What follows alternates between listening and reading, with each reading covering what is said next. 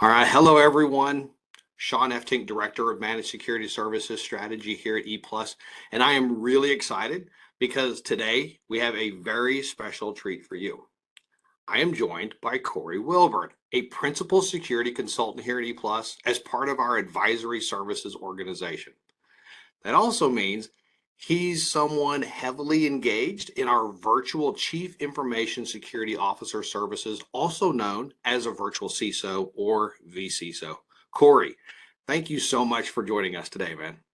Thank you, Sean. Yeah, happy to be here. Awesome. So let's dive in. Let's just jump right in here. So I often hear confusion around when to bring in a virtual CISO, how to best leverage a virtual CISO, or if I even need a virtual CISO, if I have a CISO on staff full time.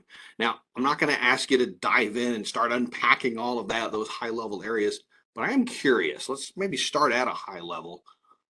What does a typical virtual CISO engagement look like? That's a great question. So I think we should probably start by asking ourselves, what does a CISO do when they come into a new organization? So usually they will do a baseline assessment aligned with some sort of framework, such as the NIST cybersecurity framework. Then they'll consider any sort of regulatory obligations that the organization may fall under. And then they'll build out a roadmap and a strategy and start executing on some specific initiatives, like building out security orchestration and response, anything like vulnerability management, patch management, designing data governance and data security strategy. Overall, the goal is really just to grow the organization's maturity over a set period of time. So you mentioned data security and governance. I want to kind of dive into that one for just a moment. That's not a simple subject, and it's certainly not something that we can just go out and buy a tool and point it at the problem and watch it automatically resolve the challenges of things like data discovery and tagging and data loss prevention and key exchange and encryption at rest and encryption in transit, all these things that have to be taken into consideration around data security and data governance. So for something this complex, how does a client benefit from having a virtual CISO? So as I mentioned, what does a CISO do in their organization? And we kind of gave those examples. A traditional vCISO program for our clients will encompass all of those features. One of those kind of programs is, of course, data governance and a data security strategy. Tools are kind of the last stage, in my view, on this, right?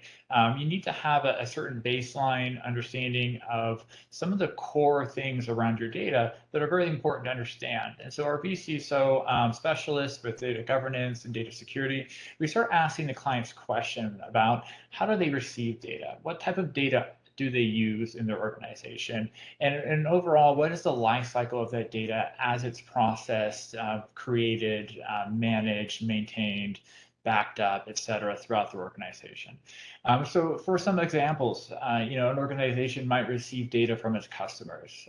Some of that data could just be, email addresses and names for marketing.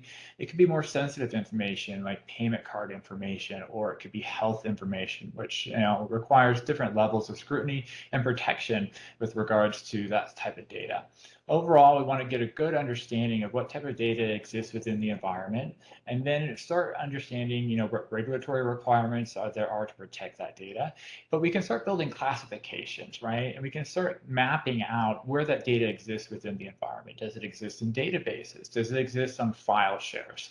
And once we get to that point, we start getting a better understanding of who should be accessing that data, and to what level they should be accessing that data as well. That's where we get tools in play. So the tools are really going to help us once we understand exactly what our strategy should be with the data that either customers give to us or that we create ourselves, perhaps intellectual property.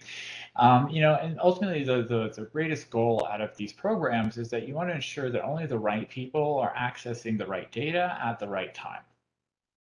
That's interesting, and I love the fact that you touched on like the regulatory compliance and even like the data that might be coming in, because I think so often we almost get focused around trying to keep from inadvertently leaking our own data or protecting our own data, but we don't think about a client potentially sending us a credit card number through email that may not be PCI compliant, or that sort of stuff. So it's really interesting. And that's, I guess, one of the things that kind of comes out of these types of engagements is, again, you're getting that more holistic view. So that's awesome. Okay. So let me pivot in a slightly different direction here.